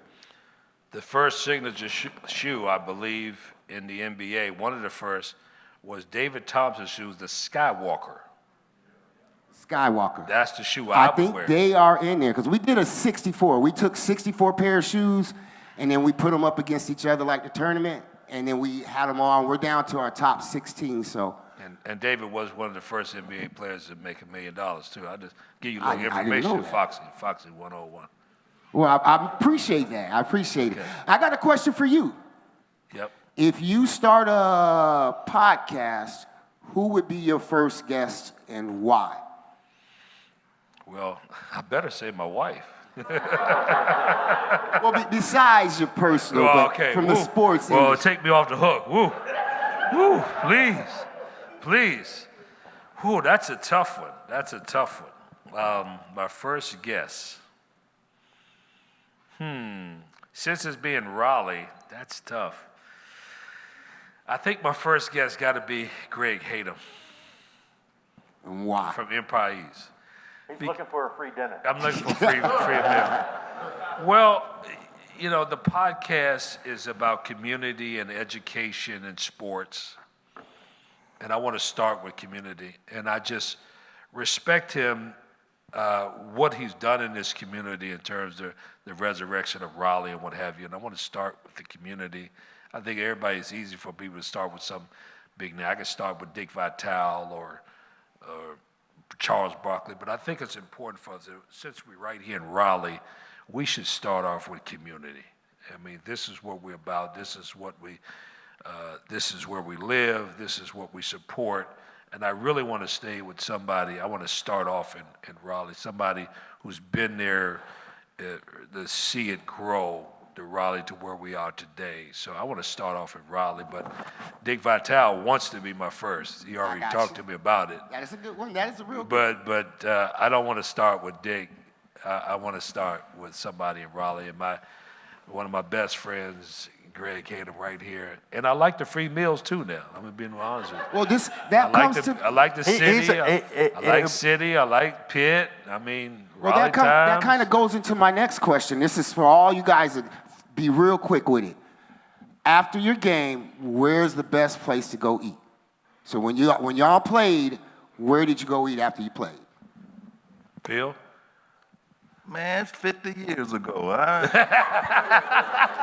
You don't remember where you ate? I can't remember what I had for breakfast this morning. Two guys. If you don't want to vomit, don't walk in Amedio's if you're a Carolina fan. I'm telling you. They had me a special bucket on the inside once I walked in that place. But it was Carolina Blue. The bucket? Yeah, it was. Yeah, that's the only blue thing in that place. Was there listen, I'm gonna get out Well, of here. did you ask those guys about the shoes? Oh yeah, what's your shoe? You're a Carolina guy. I'm assuming. I'm gonna say Any retro. kind of Jordan. Any Yeah, kind that's of what I Jordan. figured. I mean, that's.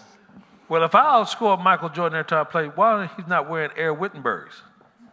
Because you're not getting the $280 million a year that he gets from his shoe.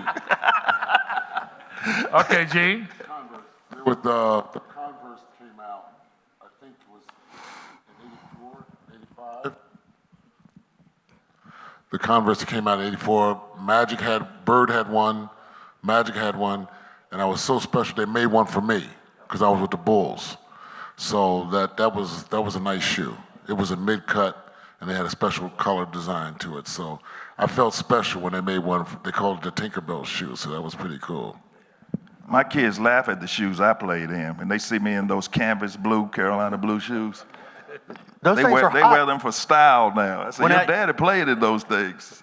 You were the original come out of your shoe guy. I remember watching that. You were wearing Converse leathers, and you Yeah. came out of your shoe on Well, TV. it burst one time. Yeah. It was a bad pair. Well, no, it was those Converse, those leather Converse. It was the first year they made them. Yeah. And the sewing was too tight, and people were Well, kind same thing happened to Zion. Yeah, I know. We but have you the had same more power. vertical leap. Zion and I have the same yeah. vertical leap. No, what you Just you power. wore the booty shorts back. Remember the old guys? I don't think I had. I guess I did wear that era. The booty shorts. Well, you know Everybody what? calls them the booty shorts, the tight shorts back when we played. That leads me to my next question then. Name something that you guys had in your gym bag back then that today's basketball players would think is crazy as heck. A Go ahead, jock strap. we wanna A jock know. strap. That's it. There's no jock straps anymore. So that's Do they even make those anymore? No, man, these kids don't wear jock straps. They no don't? more, man. They wear regular underwear. what, tidy whities. They wear the tidy whities, right? Well, the tidy blackies, or tidy blues, whatever color. We they all are. had jock straps. This is old school, man, jock straps. And you know, and something now, do you remember when we had to put our feet in that powder for athletes' feet and blisters and all that kind of stuff? Coming out of the shower?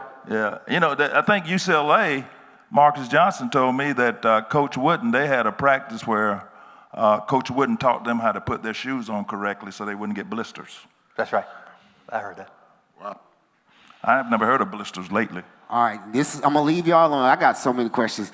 Is there a coach that told you or gave you like a saying that stuck with you throughout your career? Like, is there something that you got from one coach that you kind of live? That's like your foundation that you have moved on throughout your career. Oh, Valvano, survive in advance. I guess play hard, play smart, play together, have fun from Coach Smith. Pelzer said, never let anyone ever outwork you, ever. No matter how much points, whatever's not about, never let nobody outwork you. Greg, what'd your wife tell you? Whatever I do. She just tells me and I do it. I learned late, but I learned. I'm still here. I got married late. I was 48, had kids at 48 and 50, well, 47 when we got married. My son took biology and he started doing the math. I'm like, son, you're okay. Anyway, we renew our vows every year. I'm on a 1-year contract. So I got to make sure I behave every year, otherwise I'm out the door. My shoes would be the Converse. The Converse, back in the day, just before they went leather, right? They came out in all these great colors, and then you would get the shoelaces that were a complementary color, right? Notre Dame would do green with yellow, or, blue with white, who cares? But anyway, that was the thing, because we used to sell them in our store. Well, who was the best junk talker? Who talked the best junk? Not now. I know you got better as you got older, but back then when you played, who was somebody that really got under your skin? Well, I didn't talk because I was just trying to concentrate so hard on what I was supposed to do, so I wasn't a talker. But I guess my first couple of games in the NBA, we were playing against Seattle, and they had this guy named Freddie Brown who was a really good shooter.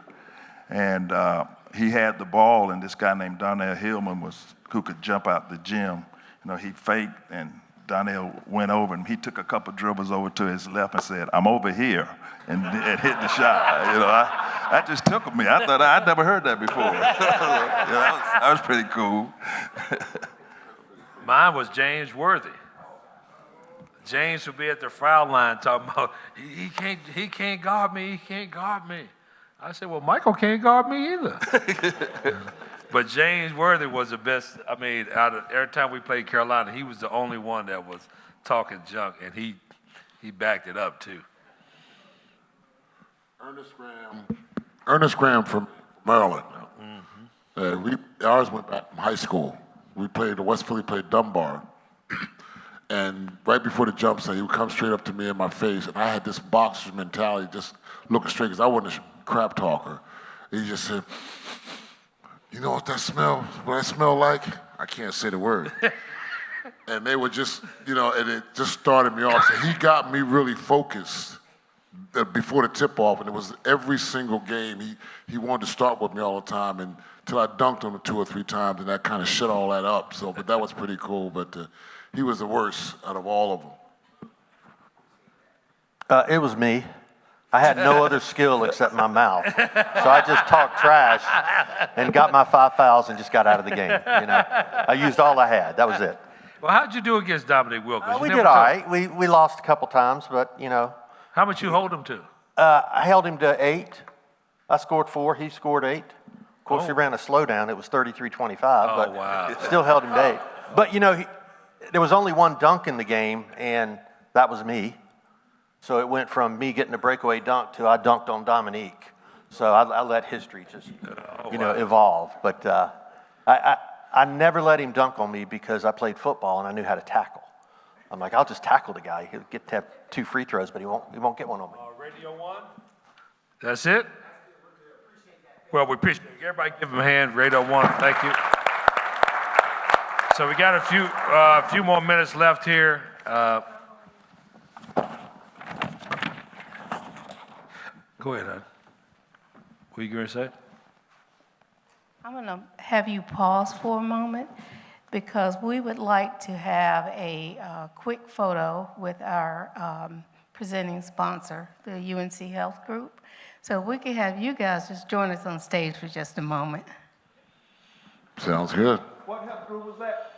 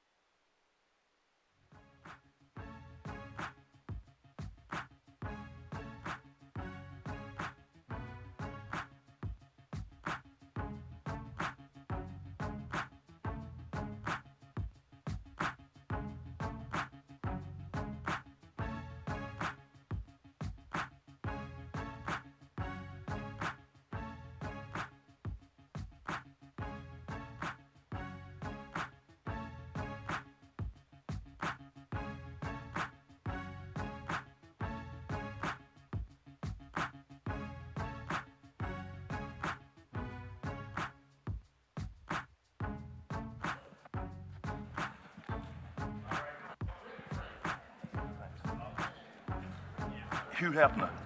Hello? Yes, before we close, just want to, everybody got your brackets? Good, bracket out. Just want to go over this.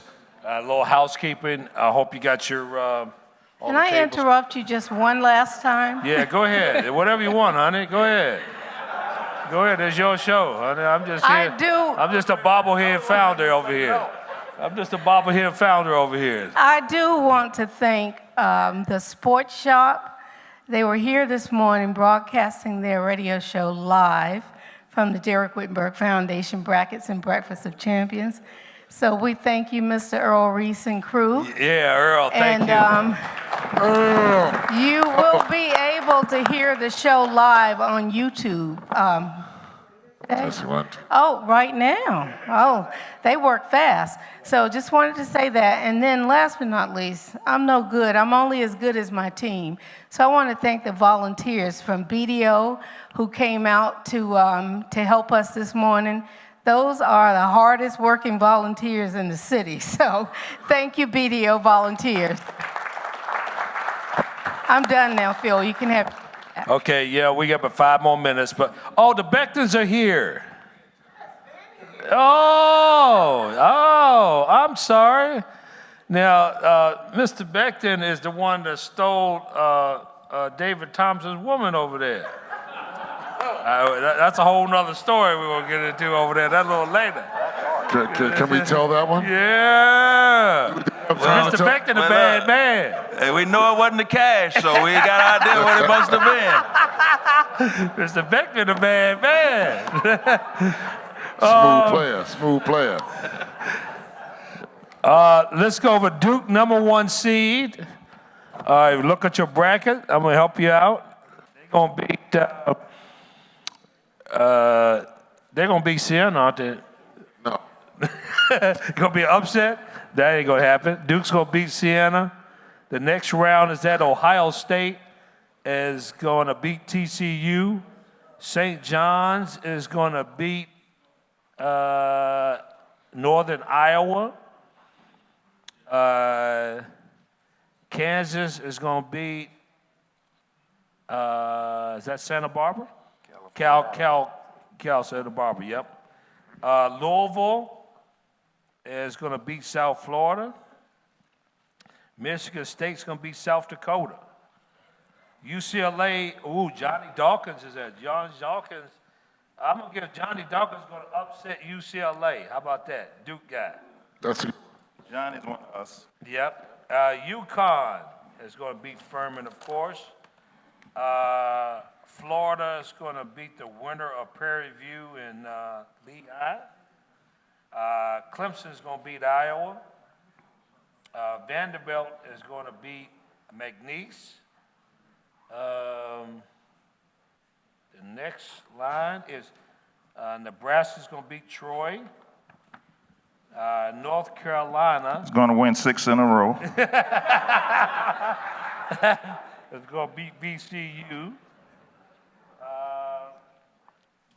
Let me see, the next game is So are you helping people pick out Illinois their is gonna picks? beat Is that what you're doing with? St. Mary's is going to upset Texas A&M. Ooh. Houston is going to beat Idaho. Idaho. I don't know. You keep an eye on that one. Yep. Arizona is going to beat LIU. Villanova is going to beat Utah State. Wisconsin is going to beat High Point. Arkansas is going to beat Hawaii. BYU was playing the winner of, BYU going to end up playing NC State. So put that one in the books. Gonzaga's going to win.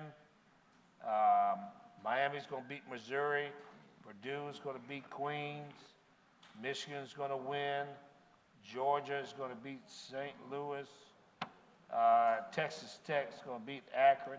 Akron's a good team, though. Could be an upset there. Alabama's going to win. Tennessee is going to, that's Miami, going to be the winner of Miami, Ohio, and SMU. Ooh, that's going to be a close one here. Because SMU can beat Tennessee. Virginia's going to beat Wright State. Kentucky's going to beat Santa Clara. Iowa State's going to beat, is that Tennessee State is? Johnny. Not Johnny, but Nolan. Nolan. Smith. Nolan. In his first year, taking him to the tournament after 30-something years. And the rest of it, you're on your own. Yes. Well, you do know after the second or third round, if you have a very good bracket, you know nothing about basketball, right? Because all the upsets that's going to happen and, women picking it because of the color of the uniforms and the mascots that they like. Yes, So- you got anything on? She's taking over. Taking over. It's okay. There is an incredible team. Our audio, visual gentleman in the back. The company is Scott Brown Media. They are incredible. This is their second time as our sponsor for media. And please meet these young men. They do some incredible work. And talk to them because you never know. You may need them, but I highly recommend them. And I thank you so much, Scott Brown Media, for once again being our media sponsor. Thank you. Now I'm really done. Now, Jackie, birthday, right? So let's all sing happy birthday That's a to good Jackie. idea. Happy birthday to you. Happy birthday to you. Happy birthday, dear sister. Happy birthday to you. Yes, yes. On that note, Oh, one other thing. When's the last time you guys been on the Sports Shop radio show? oh no, we don't go to the sports shop no more. I haven't been invited. I mean, what's up with that? What's up with that? I love those. It's a great show. I love the show. These guys are the best. Guys, I just want everybody, we can stand up now because the show is over. We can stand up. Stand up now. And I want to thank you guys, Greg, one of my best friends. Great story. More important than outstanding businessman and partner. One husband and wonderful family man, Greg Hayden. Everybody thanks Greg. Awesome. Gene Banks, not just a great player, an outstanding young man in the community. Zion, before Zion, love watching her, and I beat him in the dunk contest. Want to remind him again. Watch it. His hands don't do like that. His hands don't go like that. And Phil Ford, let me tell you something. As much as we talk about Carolina, ACC is a brotherhood, and we have competitive hate. We all know that. But in terms of what we do in the community together to help others, and what Phil has done, and now that his son-in-law is NC State, he one of us now. Phil calling me for parking passes and tickets to NC State. That makes me feel good. But he's been a trooper. I remember when he came to, when David Thompson's wife passed away, Phil was right there. He supports so many people in the ACC. Wonderful man, has done so many great things. Phil, thank you for coming. He's been supportive. He's been here every year. And hope Godspeed for Ralph and Tubby in their travels and everything. And we'll have them back. But we appreciate you, not just this event. We have other events throughout the year. We got a golf tournament May 4th. We're really trying to support these juniors and seniors in college in the state of North Carolina. We appreciate all of you through the last 10 years and many years more. Thank you so much for supporting us and getting up this morning. Thank you, and safe travels. Hey, I still think y'all gotta have a sitcom, I swear. They got. Don't forget you guys. Hey, Carl, how you doing?